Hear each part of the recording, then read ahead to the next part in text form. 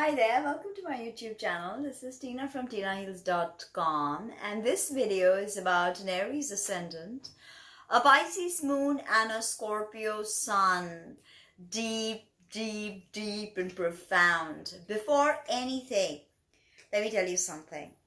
According to esoteric astrology, there are 3 signs of death upon which the soul must die in some way to be born again. And I think you've guessed it. The 3 signs are Aries, Pisces, and Scorpio. And you have these 3 signs, cardinal, mutable, and fixed, in your big 3, as your big 3, okay, in your natal chart. So this means that there is always a sense of very heavy endings and new beginnings as well. But probably during your childhood, these endings were very traumatic. And you've seen death in ways that most people don't. And this could have either matured you in ways that other people don't get, or it could make you hate society, become resentful, become vengeful, become ruthless. Okay, this happened to me, I'm going to do it. When the abused becomes the abuser. So this is a very diabolical placement, and I have tons of remedies to correct them. You can DM me if you want more on that. How to balance energies and how to work with these 3 signs that deal with death and regeneration. Now, Aries, your ascendant degrees in Aries makes it your rising sign ruled by Mars. Cardinal fire. Okay, the archetype of the pioneer, boisterous, rambunctious, thoughtless. Okay, your moon is in Pisces, mutable water, ruled by Neptune. All about spirituality, mysticism, secrets, escapism. Pisces can be our undoing. Okay, and especially a 12th house moon. Okay, can be the reason of our undoing. And you have your sun, not a good placement for the sun. Moon, yeah, okay, moon, Pisces is not such a bad placement, but it can have you live in fantasy land more than the real world.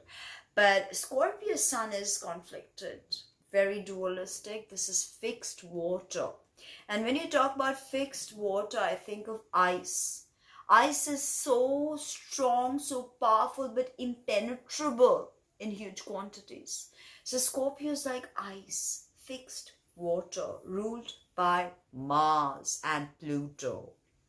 Now the linkage of all this is Aries is ruled by Mars, but its sole ruler is Mercury. It's not just about competitiveness. It is about a higher mind and the exploration of a higher minds. Okay, manas and paramanas and all of that. And you have got Pisces, which is again, mutable, and a lot of change, a lot of flux, easily impressionable. And your moon sign is most prominent to the age of 7. Again, even after that, when you're stressed out, your moon sign comes out the most. So you're very imaginative with the 12th house moon, but very complicated relationships with your mother. And Scorpio fixed sun also means complicated relationships with your father, okay, secrets, things hidden.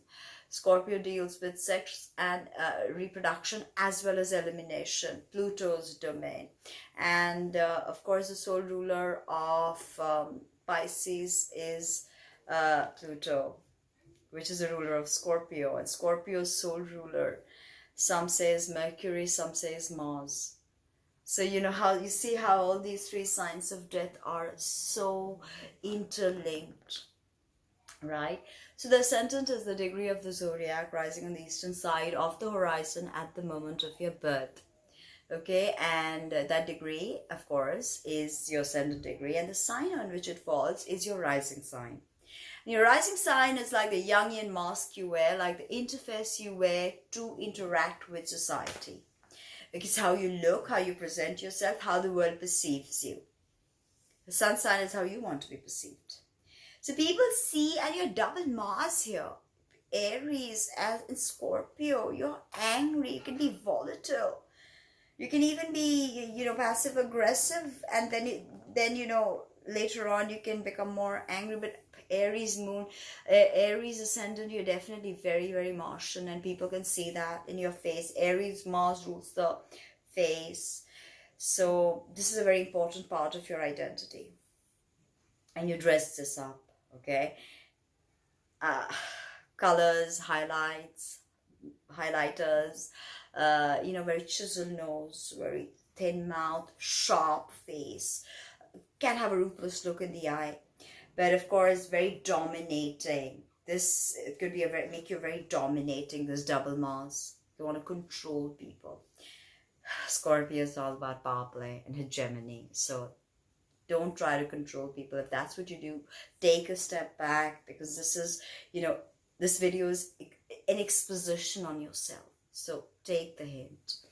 Now, with your Aries ascendant, people can see you're dominant. You don't take no for an answer. You're not afraid to, make the eye contact. You've got very moody eyes, and that Scorpio is also very penetrative eyes. Mars, the domain of Mars, no?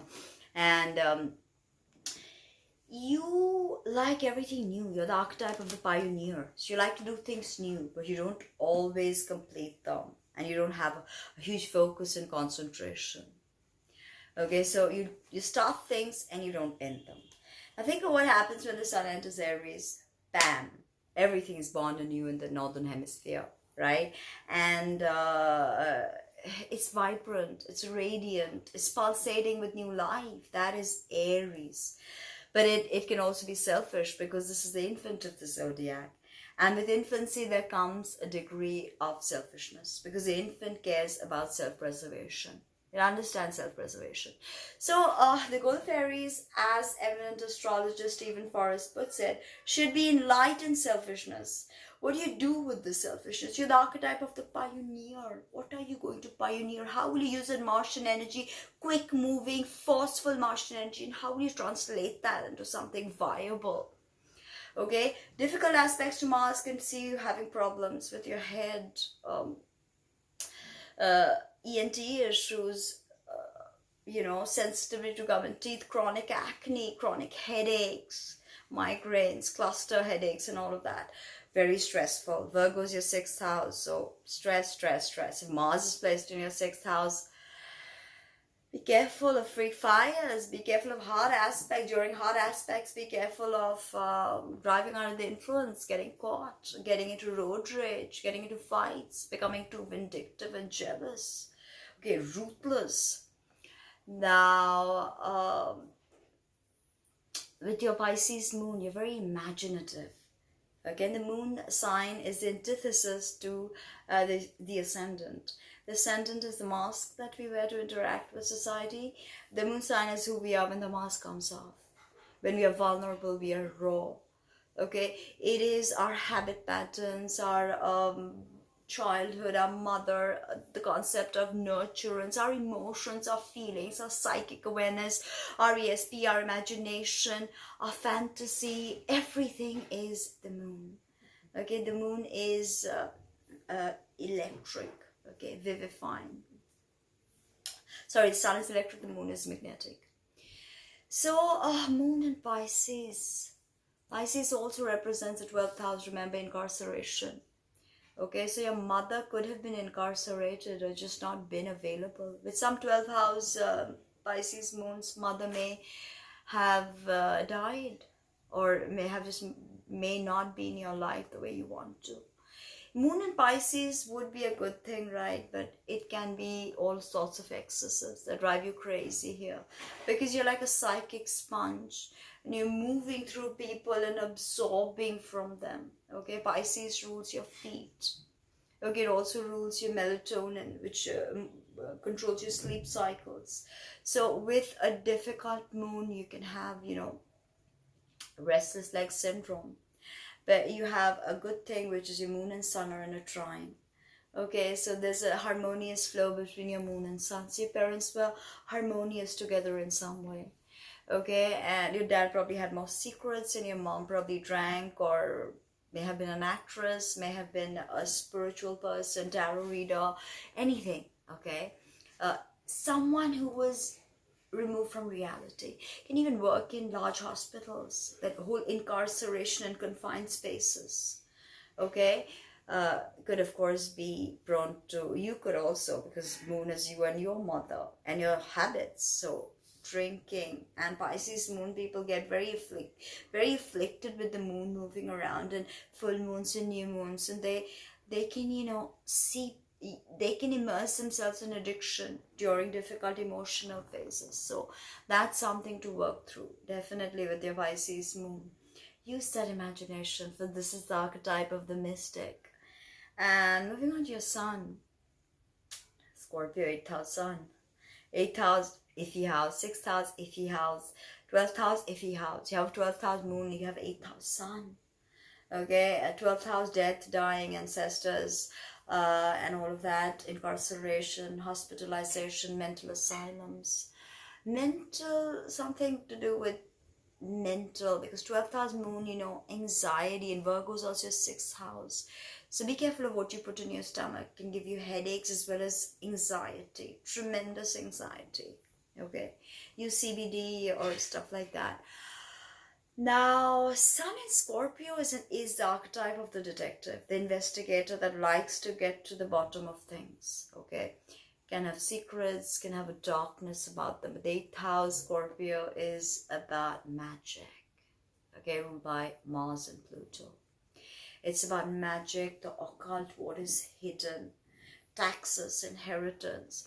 So a difficult sun will see you not get any inheritance, but a good, well-placed sun, see, it's not well-placed because it's an 8th house sun Scorpio. It's not ideally a well-placed sun, but it can give you boons, inheritances that you didn't think of, unexpectedness to this whole dynamic. So what you inherit, the legacy, also taxes and all of that. So it can catch up to you during hard aspects of your sun. You can be caught for tax evasion, something like that. Okay, sun, moon, and trine means your emotions and your outward projection is in harmony. The sun is your father. The sun is how you shine, your soul's purpose, how you display your leadership skills. So the sun is actually a very powerful part of us. That's why sun sign astrology is so popular. But it makes a Scorpio sun and an Aries ascendant eyes very powerful eyes. Okay, Mars, ruled by Mars both. Remember, Scorpio's soul ruler is also Mars. So that gives you a very Martian signature. Figuring out where your Mars is placed is key, and doing penances and talismans with Mars should be very helpful. Okay, also mantras and the frequency of Mars. But with your Scorpio sun, you can see through people's bullshit, and you don't have like a huge circle of friends, which is good, but you have those few friends you can really trust. Your Aries ascendant doesn't like to complete things, starts things, doesn't complete them. Scorpio sun is fixed and very concentrated. Fixed signs give you focus, So you've got a good blend of cardinal, mutable, and fixed. So it should not make you too stubborn, should not make you too impressionable, should not make you, too prone to change. This trinity looks to be a balancing act on the three signs of death. So I think you've been doing a very beautiful balancing act between pioneering things, discovering the inner worlds, and deranged worlds sometimes, which are private and personal, and sometimes exploring exterior worlds, because the sun sign makes you the detective and the moon sign makes you the mystic. And of course, you're the trailblazer with your Aries Martian energy. So powerful Mars there. Mars is the action principle. It's how we get up, how we get going, and what we achieve in the world. So I hope you like that video as much as I like making it for you. Like, comment, subscribe, and please visit my website and book a reading. Thank you.